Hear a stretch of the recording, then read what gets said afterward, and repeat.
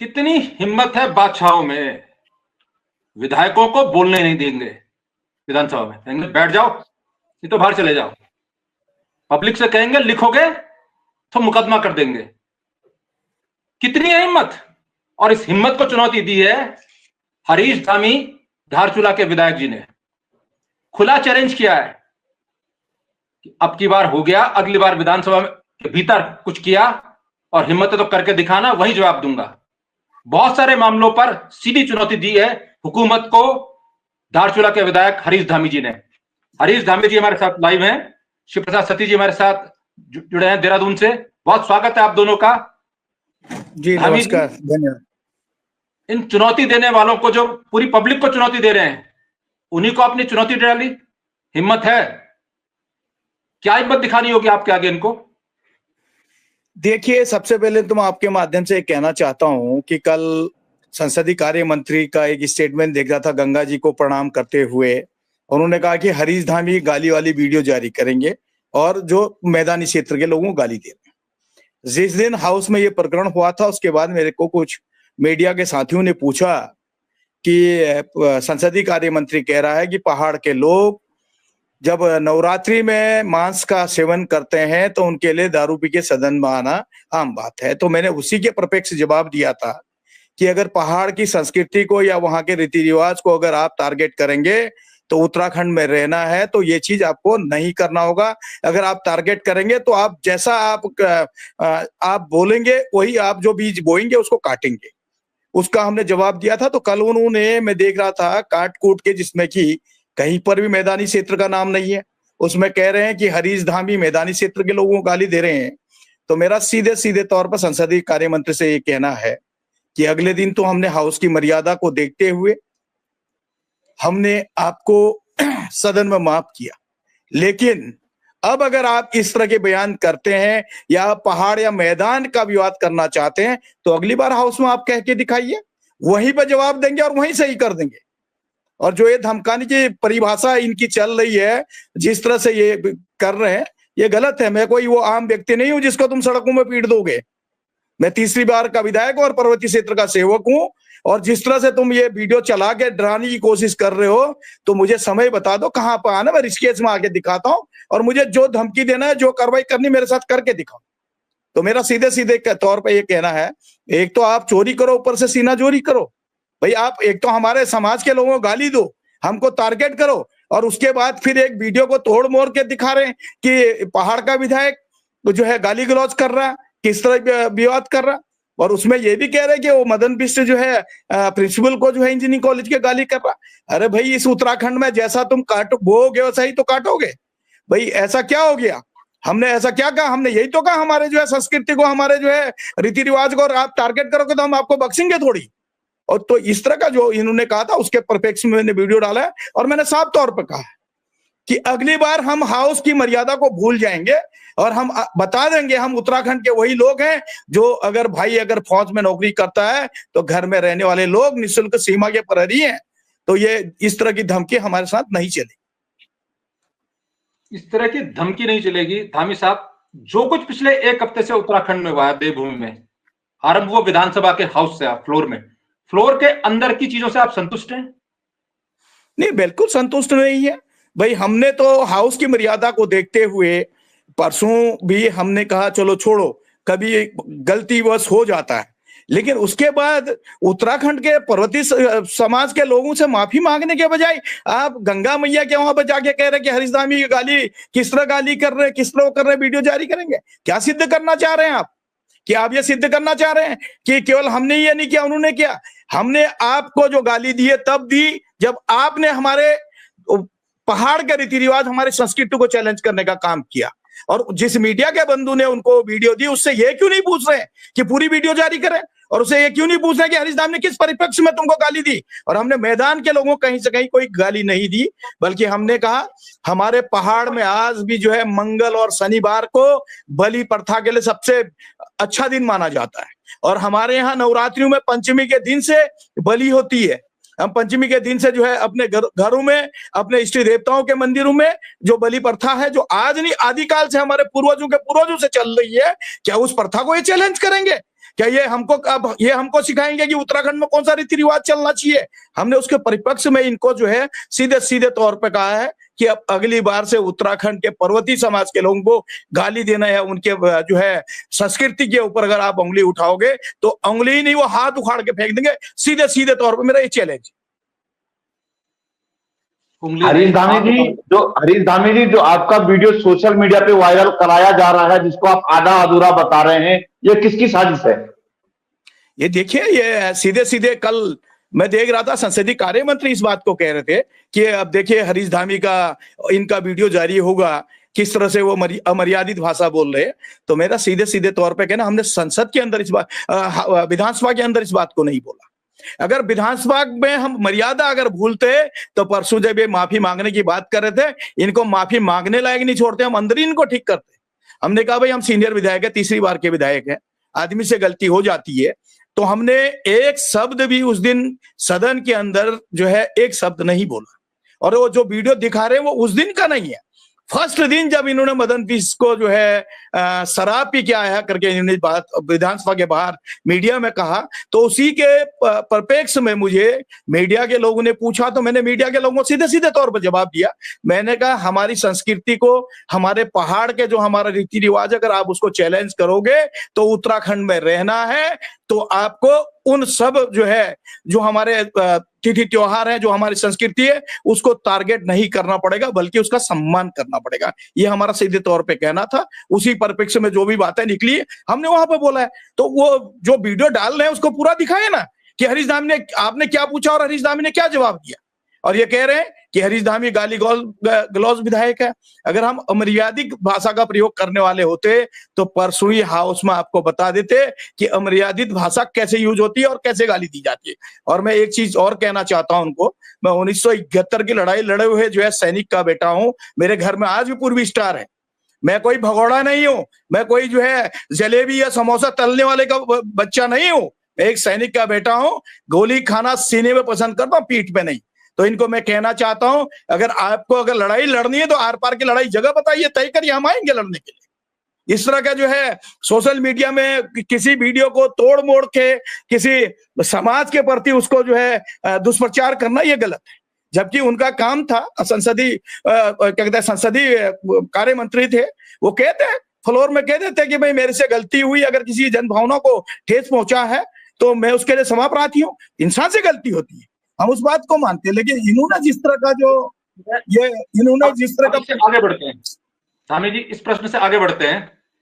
क्या जो सबसे बड़ा इश्यू हुआ, धामी साहब आवाज मिल रही है आपको? जिस तरह का इन्होंने जो वीडियो तोड़ मोड़ के डाला है, मैं उसका घोर निंदा करता हूं। और मैं सीधे सीधे तौर पर आज भी कह रहा हूं कि उस पूरी वीडियो को आप जो है पूरी वीडियो डालिए जो पूछा गया है और जिसके परिप्रेक्ष्य मैंने वो जवाब दिया है, जिसके परिप्रेक्ष्य वो जो गाली शब्द यूज हुआ है, तो वो पूरा दिखाए ना। आखिर हरीश धामी को गाली देने की जरूरत क्यों पड़ी, किस बात पर गाली दी, वो डाले पूरा, तो पता चल जाएगा कि इनकी मानसिकता पहाड़ के प्रति कितनी जो है गलत मानसिकता है। हम उत्तराखंड के लोग हैं, पर्वतीय के लोग हैं हम। भाई वो सनातनी है जिनके धर्म में लिखा है कि मंगल को और शनि को बलि होगी, और हम लोग हर नवरात्रि में हम लोग बलि प्रथा करते हैं। पंचमी के दिन से हमारे यहाँ घरों में पूजा होती है। पंचमी है, षष्ठी है, अष्टमी है, नवमी है, दसवीं के दिन ये लगातार हमारे यहाँ पूजा होती है। हमारे मंदिरों में, हमारे कुल देवता के मंदिरों में इसके जो है पूजा होती है। अब उसको अगर ये टारगेट करेंगे कि भाई ये पहाड़ के लोग नवरात्रि में वो क्या कहते हैं, मांस का सेवन करते हैं, ये मांस का सेवन का क्या मतलब हो गया? हमारी पूजा पाठ है, हमारे कल्चर में। अब चाहिए हमारे रीति रिवाज को चैलेंज करेंगे, तो इसी के परिप्रेक्ष्य में मैंने ये वीडियो डाली थी। ठीक है, अभी आपने ये चुनौती दे दी, इससे आगे बढ़ते हैं। अभी जो विषय आपने कहा कि क्या आप लोगों ने, जो उन्होंने देवभूमि के लिए कहा कि साले पहाड़ के लोगों, क्या इनके लिए बनाया उत्तराखंड? क्या आप लोगों ने, विधायक गणों ने, कांग्रेस के, उन्हें माफ कर दिया है? कतई नहीं, कतई नहीं।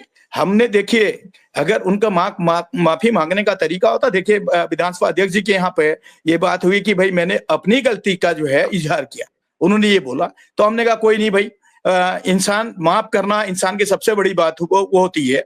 और इंसान से गलती होती, इंसान के मुंह से ही कभी भाव इसमें निकल आता है। लेकिन मुझे नहीं लग रहा कि उस व्यक्ति ने माफी मांगी। जिस तरह से वो वीडियो जारी कर रहा, जिस तरह से ड्रामे कर रहा है कि गंगा मैया मैं ये, अरे भाई उत्तराखंड आंदोलनकारी का जो तुम डाल रहे हो कि कह रहे हो मैं उत्तराखंड आंदोलनकारी रहा हूं, क्या उत्तराखंड का आंदोलनकारी हम नहीं रहे? उत्तराखंड का हर एक जनमानस, हर एक बच्चे से लेके हर एक बुजुर्ग उत्तराखंड आंदोलनकारी रहा है, जिन्होंने इस उत्तराखंड राज्य की जो है पृथक उत्तराखंड राज्य की मांग की थी। इसलिए नहीं की थी कि आप विधायक के कुर्सी पे बैठे और सदन के अंदर उत्तराखंड के लोगों को गाली दें।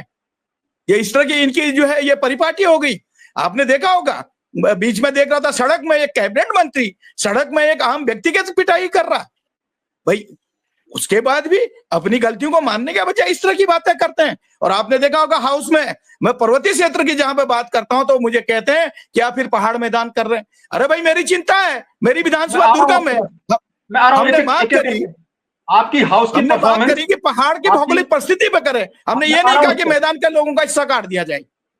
नहीं, मैं तो ये कहा, एक विषय को क्लियर करते हैं, मैं आ रहा हूं आपके पास जी। आप हेलो जी जी विधायक जी, आवाज मिल रही है आपको मेरी?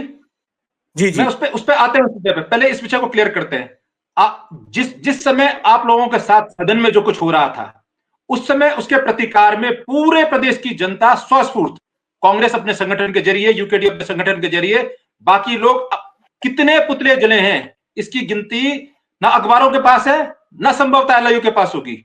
हर गली गुचों में लोगों ने पुतले जलाए, सोशल मीडिया में बुजुर्ग औरतें सड़क से बाहर के निकल कर आई, इन मंत्री जी के आवास का घेराव किया, इनकी शव यात्रा निकाली इनके आवास से और कोयल घाटी तक। अब बाकायदा ये तक कह रहे हैं कि इनके पुतले का करने के बाद हम इनकी पैरवी भी करेंगे। तो पब्लिक में इतना आक्रोश है। और महेंद्र भट्ट की टिप्पणी के बाद, धमकी के बाद पूरे राज्य में जो है आज उनके पुतले जलाए गए। तो अगर आप 70 लोगों में से 68 लोग, चाहे वो बीजेपी के हैं चाहे कांग्रेस के हैं, 68 इसलिए क्योंकि एक विधायक जी ने साफ तौर पर कह दिया कि मैं तो रहना ही नहीं चाहता जहां देवभूमि का अपमान हो रहा है, बद्रीनाथ के विधायक जी ने। तो अगर 68 लोग माफ कर देंगे तो क्या जनता माफ कर रही है? और आप तो जनता के प्रतिनिधि हैं, आप 68 लोग कैसे माफ कर सकते हैं? देखिए, हम 68 कोई माफ करने वाले नहीं है। उस समय जो बात हो रही थी हाउस के अंदर, हमारा नेता प्रतिपक्ष जी बोल रहे थे, हमारे सीनियर प्रीतम सिंह जी बोल रहे थे, तो हमको उचित नहीं लगा कि भाई मर्यादित तरीके से रहना है, हमने इसलिए बीच में बोलना उचित नहीं समझा। दूसरा ये था कि भाई कोई व्यक्ति अगर फ्लोर के अंदर अपनी माफी की अगर बात कर रहा है और विधानसभा अध्यक्ष जी ने कहा कि भाई ये अपनी बातों को जो है एहसास कर रहे हैं, तो हमने भाई बड़ा दिल दिखाया, हमने कहा चलो कोई बात नहीं भाई, अभी उसको जो है सुन लेते हैं। लेकिन जिस तरह से उनका रवैया लग रहा है, वो माफी नहीं है, वो तो हमको धमकाने की बात कर रहे हैं। तो ये तो उत्तराखंड राज्य है, उत्तराखंड में धमकी तो नहीं चलेगी, चाहे कोई हो। लेकिन उस माफी के दौरान भी उन्होंने कहा मेरी बात को तोड़ मरोड़ कर रखा गया, जबकि एज इट इज विधानसभा की क्लिप पूरे देश में चल रही है। फिर जब गंगा जी गए तो उन्होंने कहा कि एक गंगा मां, मैं क्षमा मांगता हूं यदि क्षमा मांगनी है, लेकिन जो लोग मेरे खिलाफ साजिश रचते हैं उनको भी क्षमा कर देना। अब जो उनकी वीडियो क्लिप है, क्या ये साजिश है? तो ये कौन सी माफी दी जहां वो कह रहे हैं मेरे खिलाफ साजिश हो रही है? हेलो जी देखिए, हेलो, हाँ जी आ रही है आपकी आवाज। वो गंगा मैया से माफी मांगे या गंगा मैया से कहें कि जो मेरी छवि धूमिल कर रहे हैं, भाई गंगा मैया सबके लिए गंगा मैया है। आपको ऐसी गलती ही क्यों करी आपने जो क्षमा मांगने की जरूरत पड़ी? और उनकी छवि धूमिल करके किसको फायदा होने वाला है? भाई जो हम लोग 70 विधायक हैं, किसी विधायक को रिश्ते से चुनाव तो लड़ना है नहीं जो हम उसकी छवि धूमिल करें। क्या वो इतना बड़ा लीडरशिप हो गया कि अब हमको राजनीति करने के लिए उसकी छवि धूमिल करनी पड़े? ये उसकी सोच बताती है कि उत्तराखंड के जनमानस के लिए उसकी क्या सोच है। पश्चाताप अगर उस पर होता तो वो जनता के बीच जाके कहता कि भाई मेरे से गलती हुई है, मैं क्षमाप्रार्थी हूं, भावावेश में मेरे से ये शब्द निकले, तो शायद जनमानस उसको माफी करता। लेकिन ये तो ये हो गया कि उल्टा चोर कोतवाल को डांटे। आप गलती भी करो, फिर गंगा मैया के पास भी जाओ और फिर वहां पे ये भी कहो कि देखो कांग्रेस के विधायक कैसे मुझे गाली दे रहे हैं, कैसे वो कर रहे हैं, और फिर अगर इतनी हिम्मत थी तो अपने उससे पोस्ट करता उस वीडियो को, और वो पूरी वीडियो को पोस्ट करता, काटने की जरूरत नहीं थी। जनता भी तो सुनती कि हरीश धामी ने क्या बोला, क्या गाली दी है। चलिए अब आगे बढ़ते हैं, वो आपने बोल दिया। अब दूसरा विषय, जो व्यक्ति खुलेआम सदन का संचालक होने के नाते, संसदीय कार्य मंत्री होने के नाते ये कहता है, क्या ये पहाड़ के लोगों के लिए बना उत्तराखंड? क्या ऐसा व्यक्ति जो समतुल्य नहीं देखता हो पूरे राज्य को, जो समान रूप से ना देख रहा हो, क्या उसको मंत्री रहना चाहिए किसी भी राज्य का, चाहे वो उत्तराखंड हो चाहे कोई भी राज्य हो देश का? देखिए, ये दुर्भाग्य है उत्तराखंड राज्य का कि उत्तराखंड के सदन में संसदीय कार्य मंत्री के रूप में, सरकार में संसदीय कार्य मंत्री के रूप में जो व्यक्ति बैठा है, वो खुलेआम सड़कों पे आम व्यक्ति की पिटाई कर देता है। उसके बाद सदन में गाली करता है कि ये उत्तराखंड के लोगों के लिए बना है। शायद उसकी गलतफहमी है, क्योंकि उसको आज लग रहा है कि भाजपा का दौर चल रहा है तो मैं आगे भी ऐसी ही जो है आगे बढ़ते रहूंगा। तो ये उसकी गलतफहमी है। आने वाले समय में जनता जनार्दन उसको सबक सिखाएगी और उसको बताएगी कि उत्तराखंड के लोगों को गाली देना कितनी मुश्किल होता है। ये उसका सबक उसको मिलेगा। जिस तरह प्रणव चैंपियन ने उत्तराखंड के प्रति गलत शब्द का यूज किया था, तो आज बाहर बैठना पड़ा है, आज पूर्व विधायक के रूप में बाहर बैठना पड़ा है। वही हस इसका भी होगा।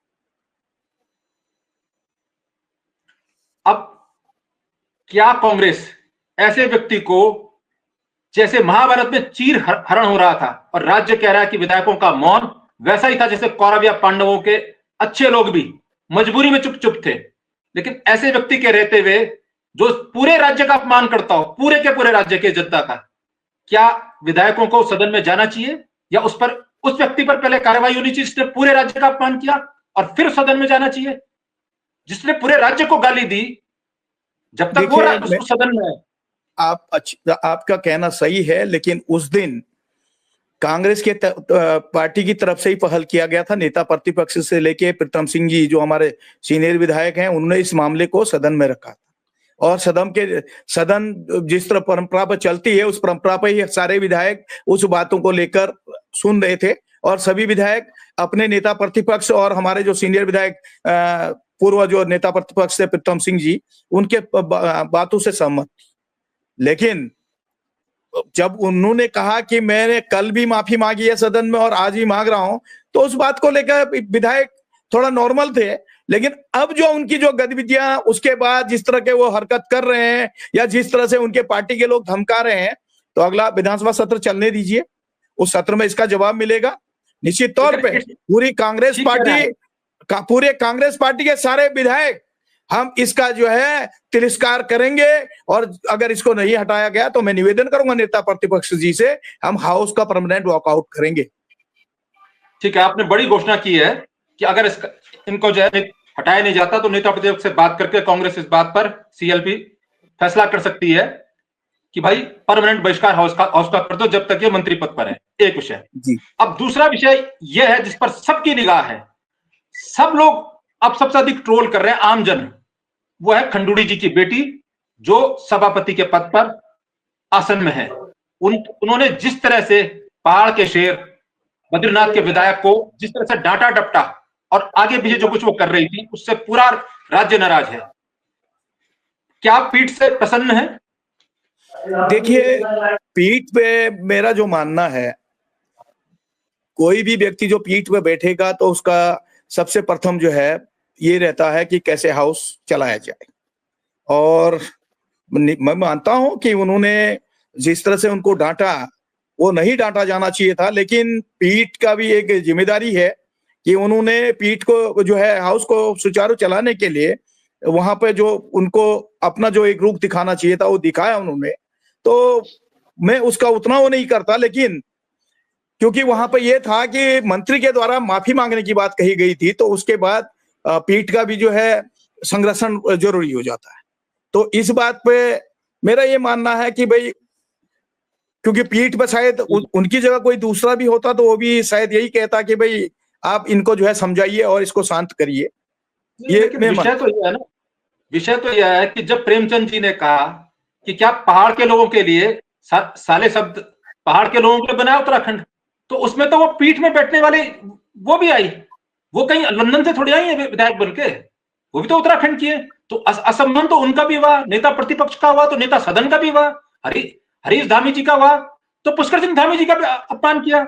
तो ऐसे में जो अपमान हुआ वो तो उनका भी हुआ चेयर का, वो चेयर भी तो उत्तराखंड की है, किसी अन्य राज्य की चेयर तो है नहीं जिसमें वो बैठी है। नहीं, आप सही कह रहे हैं। इस मामले को लेकर हम लोग जल्दी ही विधानसभा अध्यक्ष से भी मिलेंगे और मांग करेंगे कि भाई विधानसभा में जब अगर कोई विधायक अगर अमर्यादित भाषा का प्रयोग करता है तो उसको हाउस से निलंबन किया जाता है, तो वो मंत्री है तो उसके लिए कोई अलग कानून थोड़ी होगा। हम सब लोग उसके लिए मांग करेंगे कि भाई आप कार्रवाई करें, उसको निलंबन करने की कार्रवाई करें, ताकि एक मैसेज जाए कि विधानसभा अध्यक्ष ने गाली करने वाले सरकार की तरफ से जो संसदीय कार्य मंत्री था उसका भी जो है उसको भी निलंबन की कार्रवाई की।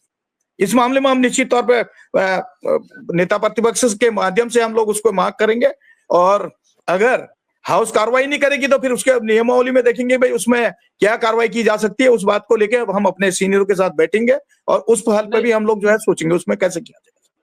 विधायक जी, एक और महत्वपूर्ण बात से आपका मैं ध्यान दिलाना चाह रहा हूं। आपका पास बहुत अधिक समय नहीं होता, पब्लिक से मिलना होता है, तो हर समय आप फोन पर रहे हैं, देखते हैं दुनिया पहाड़ के लोग क्या कह रहे हैं, लोग क्या कह रहे हैं। लेकिन लोग उदाहरण दे रहे हैं कि जिस प्रकार राज्यसभा के सभापति और भारत के महामहिम उपराष्ट्रपति जो जैसे उनसे लोग नाराज हैं उनके हेडमास्टर बनने से, ऐसे ही उत्तराखंड में यहां की विधानसभा के हेडमास्टर से लोग नाराज हैं। आम लोग नाराज हैं कि भाई हमारी विधायक जो कुछ बात बोल रहे हैं, हमारी बात बोल रहे हैं, उनको बोलने नहीं दिया जा रहा, क्योंकि वो जब आप बात बोल रहे हो तो जिस सड़क की आप बात कर रहे हो तो पीड़ा वहां की होती है, उसका एरिया छूट जाता है, उसका कष्ट छूट जाते हैं जिसने आपको वहां भेजा है 70 लोगों को। तो उनका कथन यह है, उनका कहना यह है कि जिस प्रकार धनखड़ जी को यह बताने के लिए कि अंतिम पद कोई नहीं है, अविश्वास प्रस्ताव, महाअभियोग प्रस्ताव की तैयारी की गई और आनंद फानंद में जब उनको एहसास हुआ तो राज्यसभा स्थगित करके उनको एहसास हुआ मैं अंतिम नहीं हूं।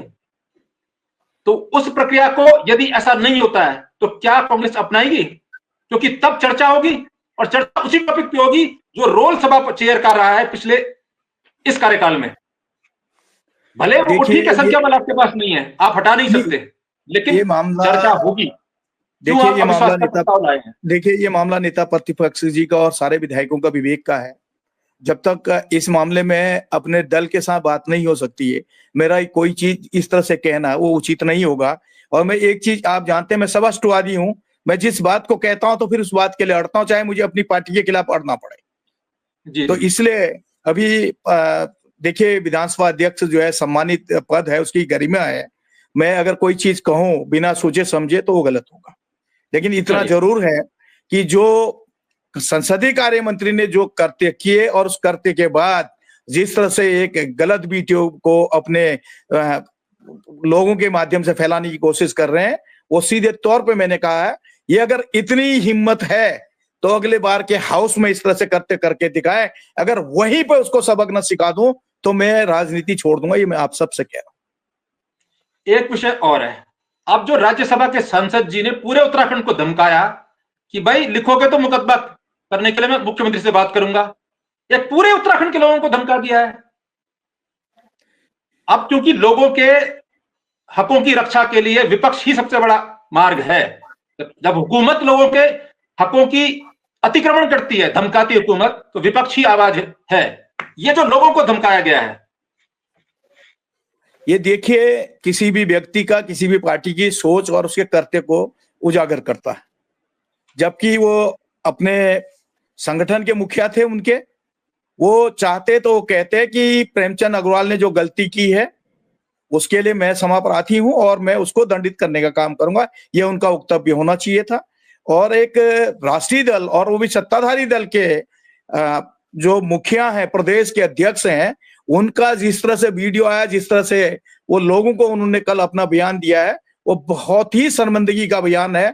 और इस तरह के बयान विशेषकर राजनीतिक दल के लोगों को बचना चाहिए, बल्कि अपने ही पार्टी के जो लोग हैं जो गलती कर रहे हैं उसको दंडित करना चाहिए। और ये जो उनका कल स्टेटमेंट आया है ये बहुत ही शर्मनाक है। और निश्चित तौर पर मैं कह रहा हूं, आज मैंने वीडियो जारी करी है, मैंने डाला है, मैं कह रहा हूं मेरे खिलाफ मुकदमा लिख दे, हम पहाड़ के लोग हैं भाई, हमने मुकदमों से डरने वाले थोड़ी लोग हैं। हम तो कह रहे सीने में गोली खाने के लिए तैयार हैं, तो फिर हम ये मुकदमों से कहां डरने वाले हैं? ये बहुत निंदा का विषय है। इस तरह से भाई अगर किसी समाज को आप गाली देंगे तो उसके लिए तो आपको जो है सजा भुगतनी ही पड़ेगी, आपका विरोध होगा ही होगा। अगर आप चाहते हो कि उसके बाद भी अगर विरोध ना हो तो ये तो गलत है।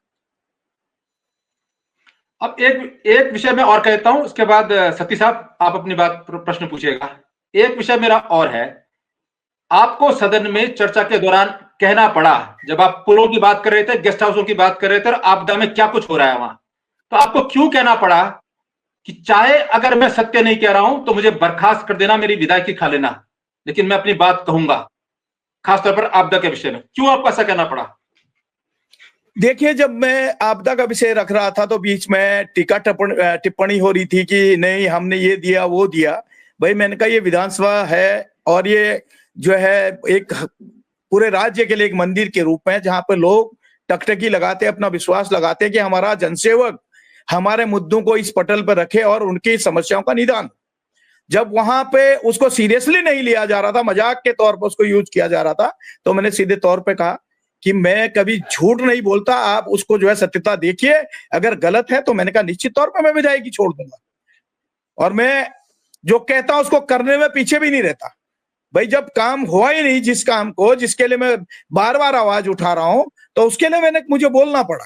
और उस मामले में विधानसभा अध्यक्ष ने जो सरकार को एक निर्देश दिया कि हर बार ये सदन में उठता और आप इस पे जो है बैठ के वो करें, तो एक ये बहुत ही जो है अच्छा वो था, एक डिसीजन था कि भाई वास्तव में अगर सरकार बात मानती है पीठ का तो उसको सरकार को संज्ञान में लेना चाहिए। क्या धारचूला में वास्तव में जो आप कह रहे थे, क्योंकि पूरा तो आप बोल ही नहीं पाए स्थिति, क्योंकि आपने आधी बात बोली, आधी बात नहीं बोलने दी, लेकिन जितनी आपने बोली उससे तो लगता है कि बहुत बुरे हाल है। आपदा आई, उसका पैसा आपने नाम लेके कहा, नाम नहीं ले, लेकिन कुछ और परिचय देकर आपने कहा कि उसका पैसा इतने लाख रुपए वहां चला गया, इतना पैसा वहां चला गया, और जहां टूटा हुआ है वो आज तक 10 साल से वो गेस्ट हाउस आज भी टूटा हुआ है। आपदाओं में क्या स्थिति असल में धारचूला की सच्चाई क्या है? देखिए, जब मैंने गैरसैंण में इस मुद्दे को रखा तो माननीय मुख्यमंत्री जी ने प्रमुख सचिव मुख्यमंत्री सुधांशु को इसकी जिम्मेदारी दी और उसके तहत पैसा भी गया, लेकिन जिले में जिस तरह से बंदरबांट कर दिया गया, पर्टिकुलर जो प्रभावित क्षेत्र थे उनमें पैसा ना जाकर पूरे जिले में पैसा दे दिया गया, वो आज भी मैं कह रहा हूं उसकी जांच होनी चाहिए। क्योंकि आपने एक पुल का मामला भी देखा होगा, 2018 में जो पुल बहा था, जो हमने 2016 में जिसके लिए 10 करोड़ रुपए की धनराशि दी थी, जिसका काम भी शुरू हो गया था, जो 18 में पूरा होना था, और 18 में वो उसका अपॉइंटमेंट बह गया, 18 से 25 तक उसका कोई कार्रवाई नहीं हुई। इसी तरह 18-19 में मतकोट के पास, गर्म पानी के पास टीआरसी की बिल्डिंग क्षतिग्रस्त हो गई, उसका मरम्मत का कार्य नहीं हुआ। अभी इसी पिछले वाले जो बरसात था उसमें मतकोट प्राइमरी इंटर कॉलेज को जाने वाला जो हमारा जो है कॉजवे था वो टूट गया, उसका एस्टिमेट गया, उसमें पैसा नहीं मिला। जी, तकनीकी दृष्टि से कट गए हैं हमारे, लेकिन आपने पूरा कवर किया है, आपने हाउस को पूरा देखा जब हाउस चल रहा था। जुड़ने वाले हैं पुनः सती साहब, अगला प्रश्न भी आप कीजिएगा। लेकिन ओवरऑल धामी जी ने कई बार कहा कि मुझे बोलने का अवसर ही नहीं दिया था, मेरे इतने महत्वपूर्ण स्टेट प्रश्न होते हैं और मैं बॉर्डर की सबसे दूरस्थ स्थान से आया हूं, तो टिपिकल बॉर्डर्स है जहां अधिकांश क्षेत्र पर्वत आइस में है, जंगल और वन तो है ही और पहाड़ तो है, लेकिन वो वहां बर्फीले इलाके हैं। तो क्या क्या स्थिति है इस बार? जरूर यह बात इस बार उन्होंने इतने समय के बाद मुझे अपनी बात रखने दिया जा रही है। सती साहब देखो राजीव, हरीश धामी तीसरी बार के विधायक हैं। धारचूला जो एक सीमांत क्षेत्र हमारा होता है और मैं भी लगातार विधानसभा को कवर करता हूं हर साल, लेकिन हरीश धामी जिस तरह से अपने मुद्दों को विधानसभा के अंदर उठाते हैं वह एक काबिले तारीफ होता है। और जब वो अपने यहाँ के क्षेत्र के मुद्दों की बात करते हैं कि मेरे यहाँ पुल टूट गए, मेरे यहाँ स्कूल बह गए, मेरे यहाँ अन्य चीजें नुकसान हो गया, तो लगातार ये चीजें हमें उसमें देखने को मिलती हैं। कई बार लगता है कि पुष्कर सिंह धामी, ये हरीश धामी की जब उनकी पिछली बार चर्चा चल रही थी कि अभी ये भाजपा में आने वाले हैं, ये सब होना, उन्होंने कई बार इसमें भी अपनी बेबाकी से बात रखी कि नहीं, मैं कांग्रेस में ही ठीक हूं और मैं अपने क्षेत्र के लिए काम कर रहा हूं। तो ये बहुत सारी चीजें राजीव उसमें है कि जो हरीश धामी अपनी बात बेबाकी से रखते हैं, और उनका एक कद भी है जो लगातार तीसरी बार, क्योंकि वो हरीश रावत के काफी करीबी माने जाते थे, और उन्होंने हरीश रावत को सीट छोड़ने के लिए भी कहा था कि आप धारचूला से चुनाव लड़िए, ये हमने भी देखा है राजीव। अभी जो बातचीत हमारी विधायक जी से भी, उन्होंने बहुत सारे मामलों में कहा सीएलपी में उन बातों को रखूंगा, लेकिन प्रोविजनली जो उत्तराखंड का जनमानस आंदोलित हो गया है, एक वरिष्ठ पत्रकार के रूप में आप उत्तराखंड के जनमानस को अनरेस्ट सड़कों पर आ गया है। प्रेमचंद अग्रवाल जी के खिलाफ सभापति जी के जो आचरण उसने देखा, उससे वो बहुत आक्रोशित है। अब महेंद्र भट्ट ने कल धमकी देके आग में घी डालने का काम किया। उस धमकी का असर यह हुआ कि दोगुने चौगुने रफ्तार पर आज प्रतिकार किया, और सबने प्रतिकार किया, और प्रतिकार देश इस राज्य से बाहर के लोगों ने भी किया, क्योंकि उससे आम आदमी की, भारत में जो संविधान उसे ताकत देता है, फ्रीडम ऑफ स्पीच, मत की अभिव्यक्ति, अपनी बात को अभिव्यक्त करने का अधिकार, यह आजाद भारत का संविधान देता है, उस पर अतिक्रमण, उस पर पूरे राज्य को धमकी। तो ये जो आंदोलन है, जो जन आंदोलन में तब्दील हो गया है, भले ही 70 विधायक किसी सीएलपी के कहने पर, किसी मंत्री जी के कहने पर शांत हो जाएं, लेकिन आम आदमी, जनता तो शांत नहीं हो रही है। देखो राजीव, लोगों का जो आक्रोश है वो लगातार बढ़ रहा है, चाहे वो प्रेमचंद अग्रवाल के खिलाफ हो, चाहे महेंद्र भट्ट के खिलाफ हो, चाहे रितु खंडूड़ी जो माननीय अध्यक्ष है उनके खिलाफ हो। लोग नाराज हैं। मैं आपको बता दूं कि सोशल मीडिया है बहुत स्ट्रांग है आज के समय में, और लोग सोशल मीडिया को प्रयोग करके हर एक मिनट में खबरें कहां पहुंच जाती हैं, और लोग उसका फायदा लोगों को मिल रहा है। देखो, कहीं ना कहीं सोशल मीडिया का जो प्रभाव है आज के समय में वो बहुत स्ट्रांग है। मैं आपको बता दूं कि जो मीडिया अगर कवर नहीं करती तो सोशल मीडिया में वो बातें सामने आ रही हैं, और जिसका फायदा लोगों को मिल रहा है।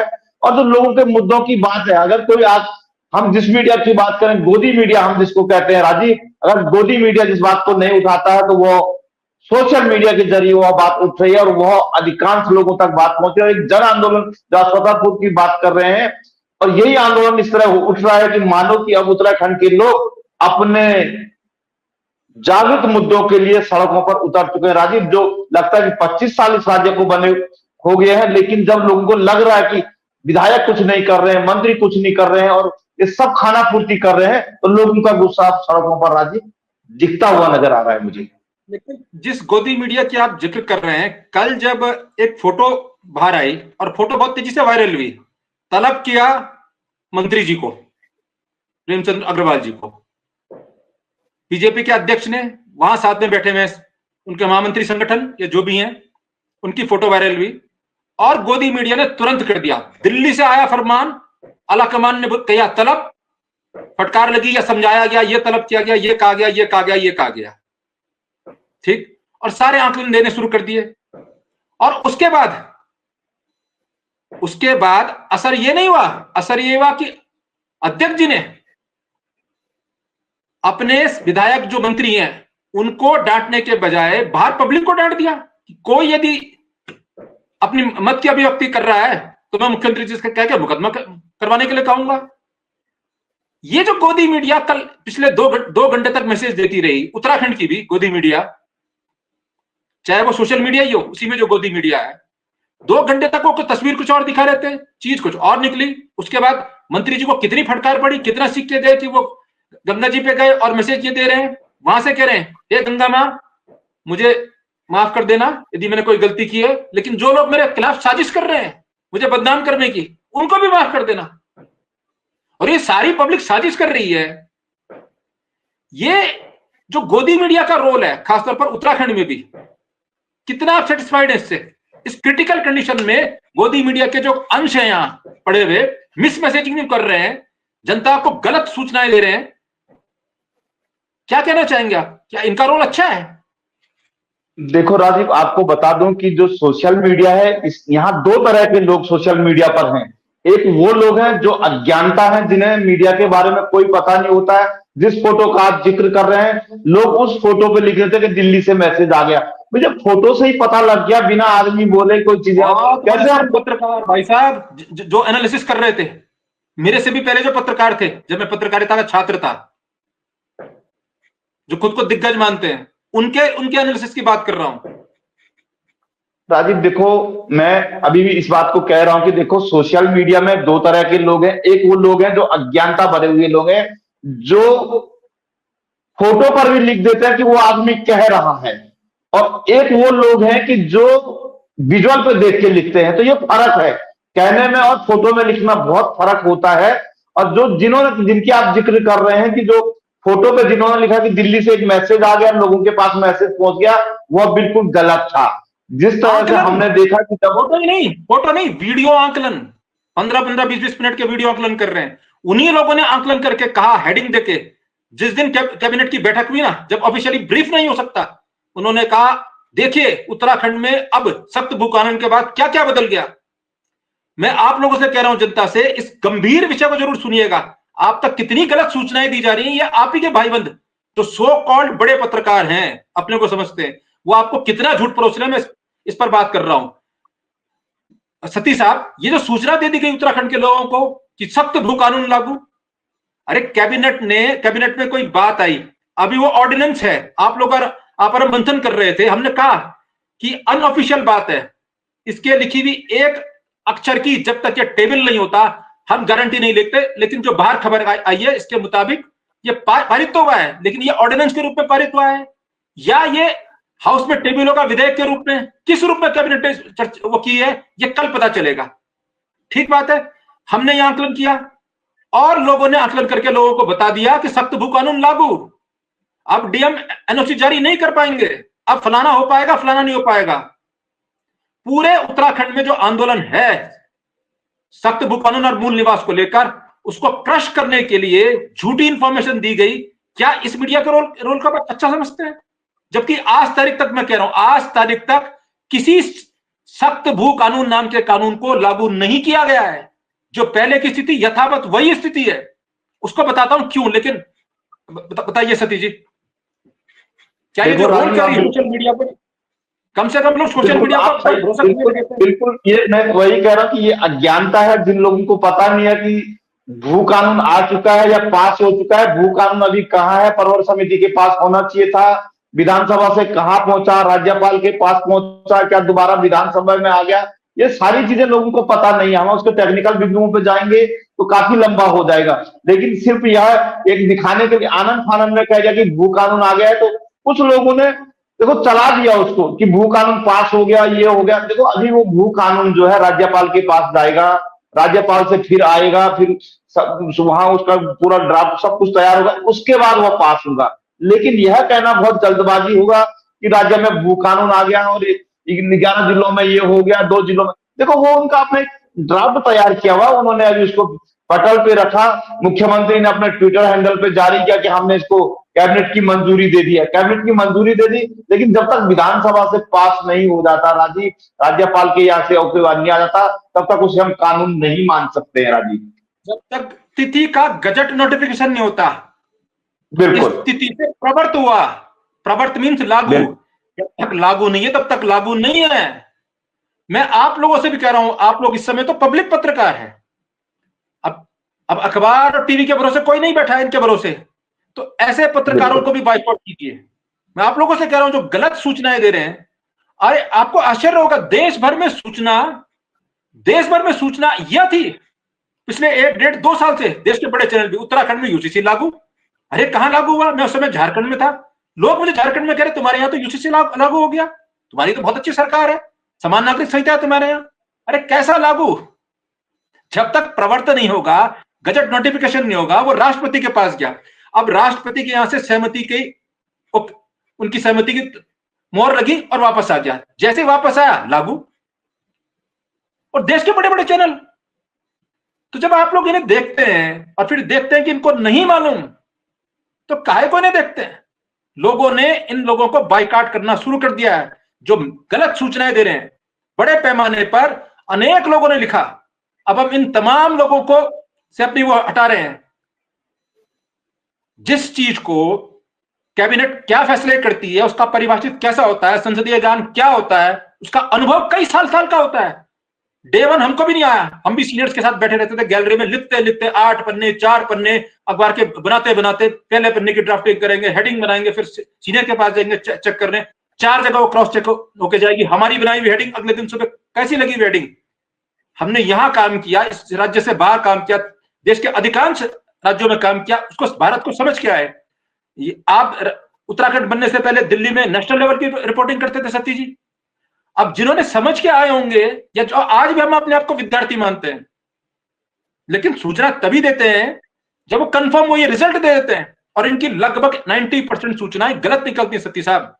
माफ कीजिएगा, हमारी कम्युनिटी है, लेकिन जो विषय नहीं मालूम उसे मत छुओ।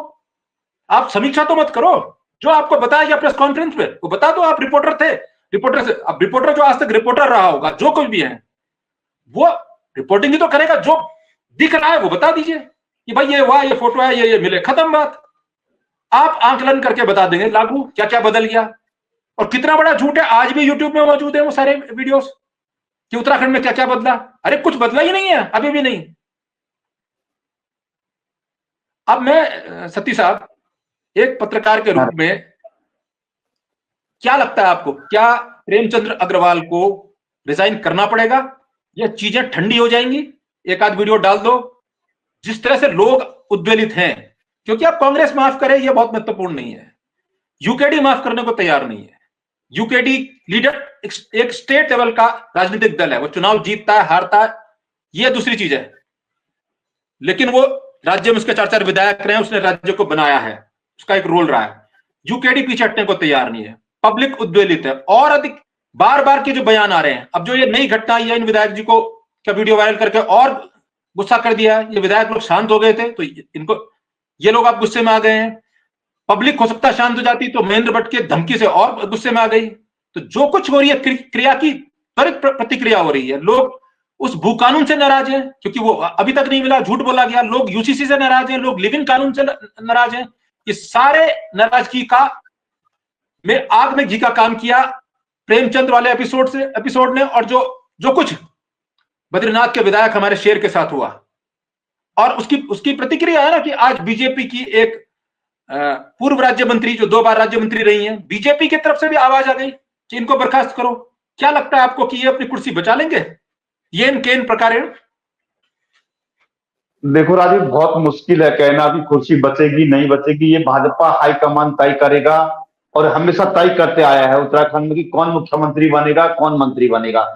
लेकिन जिस तरह से उत्तराखंड में लोग सड़कों पे है, लोगों का गुस्सा 7वें आसमान पे है, लोग पुतले फूंक रहे हैं, शव यात्राएं निकाल रहे हैं, यह कहीं ना कहीं इनके माथे पे बल पड़ा हुआ है राजीव। और देखना यह है कि आने वाले दिनों में क्या प्रेमचंद अग्रवाल को इस्तीफा देना पड़ेगा, या मंत्रिमंडल का फेरबदल होगा, या इससे आगे कुछ अभी ऊपर, जैसे मोदी जी उत्तराखंड आने वाले हैं 3-4-5 दिनों में, उससे पहले कुछ स्थिति क्या कुछ बदलेगी, यह इस पर हमारी अभी नजर बनी हुई है।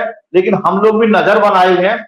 जिस तरह से कल महेंद्र भट्ट ने एक बयान देकर इस मामले को और गरमा दिया था, तो वो लोगों को और भी मतलब ऐसा लग रहा था कि जो मामला शांत था उसको और उद्वेलित कर दिया है। तो कहीं ना कहीं मुझे लगता है राजीव, इसके लिए भाजपा के जो नक्षत्र है उत्तराखंड में मंत्रियों के, वह कुछ ना कुछ अलग। में सोशल मीडिया पर एक और वीडियो वायरल देख रहा था कि जिसमें सुबोध उनियाल कुछ कहते हुए नजर आ रहे थे। मैं अभी उसकी पुष्टि नहीं कर पा रहा हूं, लेकिन मैं उस पर भी नजर बनाए हुए हूं कि सुबोध उनियाल भी कुछ एक सोशल मीडिया पे एक बयान को लेकर कुछ उद्वेलित हो रहे थे। लेकिन अभी उस पर हमारी भी पड़ताल जारी है, देखता हूं अगर उसमें कुछ निकलता था हम जल्दी उस वीडियो को भी आप लोगों के सामने लेके आएंगे। लेकिन फिलहाल स्थिति राजीव देखने लायक है उत्तराखंड में क्या होगा। जैसे पुष्कर सिंह धामी में बता दूं, हनोल मंदिर गए हुए थे मासूम देवता की वो, और जब सुबह उनका एक वीडियो हमने सोशल मीडिया पे देखा, एक बच्चा हिमाचल ट्रांसपोर्ट की एक बस थी, बच्चा उसमें स्कूल जा रहा था, तो पुष्कर सिंह धामी उस बच्चे के साथ बात करते हुए नजर आ रहे थे। उन्होंने उस बच्चे के साथ हाथ भी मिलाया। तो मुझे देखो पुष्कर सिंह धामी और इनमें लाख गुने का फर्क है राजीव। हो सकता है कि वो मुख्यमंत्री के रूप में क्या इन पे क्या कार्रवाई कर रहे हैं, क्या नहीं कर रहे हैं, लेकिन जो उनका अपना कार्य करने का तरीका है राजीव, वो थोड़ा हटके है, जो मैं उनको भी देखते आया हूं। क्योंकि वो हमारे भी कहीं, जब हम साथ में रहते थे, आज वो मुख्यमंत्री हैं, लेकिन हमने उनको विधायक के तौर पर बहुत नजदीक से देखा है। आज वो प्रदेश के मुख्यमंत्री हैं। लेकिन जिस पर हम अभी बात कर रहे हैं, कि प्रेमचंद अग्रवाल की कुर्सी बचेगी नहीं बचेगी, ये आने वाले 2-3 दिनों में राजीव तय हो पाएगा। 2-3 दिनों में तय हो पाएगा। लेकिन ये जो महेंद्र भट्ट ने कल बयान दिया, क्या ये दिल्ली से कोई बात आई होगी कि 2 लाइन कि आप ये बयान दे दो, या मंत्री जी जो मिले तो मंत्री जी ने कहा नहीं भी ये बयान दो, दिल्ली में मैनेज करूंगा, या संगठन मंत्री ने कहा, या अपने विवेक से उन्हें किया, या उन्हें ज्ञान ही नहीं है कि मेरा बयान उल्टा पड़ेगा, या उन्हें भारत में जो संविधान है उसका अर्थ नहीं मालूम। वो देश के सांसद हैं, ऐसा बयान कैसे दे सकते हैं पूरी पब्लिक को? देखो राजीव, मैं आप क्योंकि आपके जिले के हैं, भाजपा के प्रदेश अध्यक्ष, आप उनकी मेच्योरिटी लेवल में, परिपक्वता लेवल में क्या देखते हैं कि उन्होंने ऐसे समय पे जब उनको शांत करने की कोशिश करनी चाहिए थी, वहां पर उन्होंने उल्टा काम कर दिया? देखो राजीव, प्रदेश अध्यक्ष महेंद्र भट्ट राज्यसभा सांसद पहले उजुल फुजुल बयान देते हुए नजर आए हैं। जब उन्होंने जोशीमठ में कुछ आंदोलन चल रहा था, वहां पे उन्होंने एक ऐसा बयान दे दिया था कि लोग उनसे भड़क उठ गए थे, और वो जाने जाते हैं इस तरह के बयानों के लिए। उत्तराखंड की ये परिपाटी है कि जो जितना जैसा बयान बोलेगा उसको उतना बड़ा पद यहाँ पे दिया जाता है, इसमें कोई दो राय नहीं राजीव। महेंद्र भट्ट को भी मैंने काफी करीब से देखा है, लेकिन जब वो आज उन्होंने सुबह एक और बयान किया कि मैंने अपने मीडिया के साथी को हमें सहयोग करना चाहिए, इस तरह की बातें नहीं करनी चाहिए, तो मुझे लगा कि कहीं ना कहीं महेंद्र भट्ट भी उस बयान से बैक फुट पे नजर मुझे दिखे राजीव। आज सुबह जब उनका जो दिन में जो बयान आया था, सुबह उन्होंने कुछ मीडिया से सामने बातचीत की, तो मुझे लगा कि वो भी अपने बात से पलटी मारते हुए दिखे और बैक फुट पे थे, मैंने कुछ कल गलत कह दिया। आपने उन्हें विद्यार्थी के समय से देखा होगा, जो छात्र संघ अध्यक्ष डिग्री कॉलेज के संभवतः ऋषिकेश के अध्यक्ष थे, इसलिए ऋषिकेश में उनका रोल रहा है, चमोली के वो हैं। क्या उनका मैच्योरिटी लेवल भांप नहीं पाता कि मैं क्या कह रहा हूं, मैं प्रदेश अध्यक्ष हूं, इस महत्वपूर्ण विषय पर इसका क्या अर्थ निकलेगा, और इस बयान की जरूरत क्या थी? उनको तो ये कहना चाहिए था, हमने मंत्री को बुलाया और समझा दिया है कि भविष्य में इस तरह की कोई ऐसी बात ना कहे, ये राज्य ऐसा ऐसा है। अगर कहना ही था, नहीं तो उन्हें जरूरत क्या थी बात करने की मीडिया से? वो कह रहे हैं कि मैं यदि कोई लिख रहा है उत्तराखंड में, क्या आप उनके परिपक्वता में जो राजीव जो उन्होंने कहा, उत्तराखंड के लोगों ने उसका जवाब उनको दे दिया है। लोगों ने सोशल मीडिया पर हैशटैग करके चलाया, डालिए हमें जेल, हम जेल जाने को तैयार हैं, जेल में भी तो रोटी खानी है। तो ये समझ सकते हैं आप। मैंने कहा जैसे कि महेंद्र भट्ट अपने बयानों के लिए जाने जाते हैं, पहले बहुत उजुल बुजुल बयान देते रहे हैं, और जैसे उन्होंने कल में आग में घी डालने वाला जो बयान दिया, वह भाजपा के लिए काफी वैसा रहा राजीव कि क्या कह सकते हैं इसमें। लेकिन अब जब उनकी आदत है कैसी है, किस तरह के बयान देंगे तो लोग प्रतिक्रिया करेंगे ना उसमें। अब संगठन का चुनाव एक प्रक्रिया है, होना तो नामित है अध्यक्ष। अब यदि कोई संभावना रही भी होगी, या वो सोच रहे होंगे कि मैं इस तरह का बयान देके कोई मुझे दोबारा अध्यक्ष बनवा देगा, प्रेमचंद अग्रवाल जी मेरा कार्यकाल बढ़वा देंगे, तो अब तो लगता है कि अब उनके आखिरी समय, मतलब इस कार्यकाल का समय आ गया है, तो ये अध्यक्ष की कुर्सी तो उनकी गई। अब क्या लगता है कि यह प्रेमचंद अग्रवाल जी के पक्ष में उन्होंने ये बयान दिया, धमकी दी उत्तराखंड के लोगों को, तो प्रेमचंद्र अग्रवाल जी की सुना है दिल्ली में बहुत अच्छी सेटिंग है, तो वो इनका कार्यकाल बढ़वा देंगे, एक बार फिर इन्हें प्रदेश अध्यक्ष बनवा देंगे? देखो राजीव, भाजपा में कोई सेटिंग, देखो राजीव, भाजपा में कोई किसी की सेटिंग नहीं है, कोई कुछ नहीं है। वहां जो ऊपर हाई कमान चाहता है वही होता है। वो चाहिए तो 5 दिन में उत्तराखंड के मुख्यमंत्री को बदल दें, ये उन पर निर्भर करता है। आप इस बात को छोड़ दीजिए कि वो महेंद्र भट्ट की सेटिंग है या उसकी, उनको ही सेटिंग नहीं है। लाला जी की सेटिंग है, ये खुली बात है, बहुत अच्छी उनकी नियुक्ति है दिल्ली में, और इसीलिए उनकी सबसे अधिक चलती है सरकार में। इतना कहने के बाद कोई अभी तक मंत्री रहता? वो तो 10 मिनट में मुख्यमंत्री बर्खास्त कर चुके होते हैं। यदि सीएम पे पावर होती, ये तो मुख्यमंत्री को भी तय करना चाहिए कि जो प्रदेश के लोग उनको गाली दे रहे हैं, जो प्रदेश के लोगों के साथ अभद्र व्यवहार कर रहे हैं। उन्होंने जब ऋषिकेश में एक बार पहले एक सुरेंद्र सिंह नेगी नाम के लड़के को इनके जनरल में पीटा था, जैसे हम लगातार देख रहे हैं, हम लगातार एनालिसिस कर रहे हैं इन चीजों को, लेकिन फिर भी वो अपने पद पर बने हुए हैं, संसदीय मंत्री हैं, वित्त मंत्री हैं। और जब संसदीय मंत्री इस तरह का बयान देंगे तो आप समझ सकते हैं कि उस राज्य का क्या होगा राजीव। यह बहुत, हमें भी कई बार पीड़ा होती है इस तरह के बयानों को देख के कि इस प्रदेश के जो नीति नियंता है उनको न अ का पता है, न ब का पता है, लेकिन फिर भी वो इस राज्य को चला रहे हैं। तो इस राज्य के लोगों को सोचना होगा राजीव कि हमें कैसे नीति नियंत्रण चाहिए, कैसी हमें सरकारें चाहिए, और जो जनहित में बात करे वैसे लोग हमें चाहिए। ऐसे बयानों से राजीव क्या मायने निकालें हम लोग? अब हम ऐसे बयानों को, उन फजूल बयानों के कोई मायने नहीं निकलते हैं। जनपक्षीय कोई बात हो तो उसमें हम लोग बात कर सकते हैं कि उसमें हम लोग विचार करें, बहस करें, मंथन करें और आगे बढ़ाएं।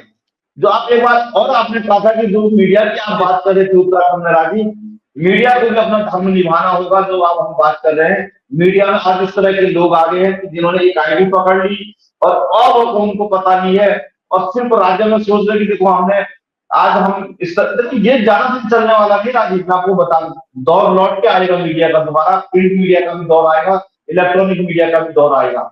लेकिन जो आज मीडिया की स्थिति बनी है, इसमें हमें भी आत्ममंथन करना होगा, चिंतन करना होगा और पूरे समाज को भी देखना होगा कि कौन आदमी, कौन मीडिया कर्मी किसके लिए काम कर रहा है। और ये ज्यादा दिन, उत्तराखंड बहुत छोटा सा राज्य है राजीव, मैं आपको बता दूं। आप आराकोट से एक्सपोर्ट की बात करें, चाहे नासन बॉर्डर से आप बद्रीनाथ की बात करें, चाहे उत्तरकाशी की बात करें, कितने लोग हैं और सब एक दूसरे को जानते हैं। लेकिन जनपक्षीय मुद्दों पर हमेशा मीडिया को काम करना चाहिए। हाँ, अगर मुझे लगता है कि कहीं पर कोई गलत हो रहा है, कोई वो करा, तो मीडिया को उसको उठाना चाहिए, लगातार उस बातों को दबाना नहीं चाहिए। लेकिन जब राज्य की मीडिया, यहाँ की मीडिया अच्छा काम करेगी, जन मुद्दे आएंगे। देखो, विपक्ष को और मीडिया को भी हमेशा जनपक्षीय भूमिका में होना चाहिए राजीव, मेरा मानना ये है। लेकिन झूठ तो नहीं पेश करना चाहिए, बड़ा सवाल ये है।